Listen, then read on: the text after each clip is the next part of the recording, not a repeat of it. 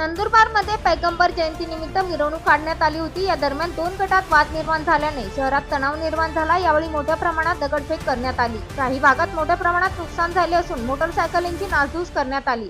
या प्रकरणी पोलिसांनी महत्त्वाची माहिती दिली आहे। सर्व नागरिकांना आवाहन आहे, नंदुरबार शहरामध्ये ईदची मिरवणूक दरम्यान जे दगडफेक झाली आणि त्या दोन गटामध्ये जे दगडफेक झाली त्याच्यामुळे शहराचे जे काही कायदा व सुव्यवस्थेचे प्रश्न आहे त्याच्यावर प्रश्न निर्माण झालेला आहे।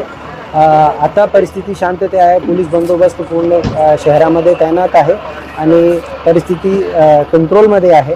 सर्व नागरिकांना एकच आवाहन आहे, कुठल्याही परिस्थितीची आक्षेपार्ह व्हिडिओ, आक्षेपार्ह अफवा पसरू नये आणि अफवाला बळी पडू नये। कोणी जर अफवा पसरवतील तर त्यांच्यावर कायदेशीर कारवाई सक्तपणे करण्यात येईल आणि या घटनेमध्ये जे काही जबाबदार आहे ते सर्वांना निष्पन्न करून त्यांच्या विरुद्ध कायदेशीर कारवाई करण्यात येईल। सर्वांना शांतीचं आवाहन देतोय। सर्वांच्या सहकार्य प्रशासनाला अपेक्षित आहे।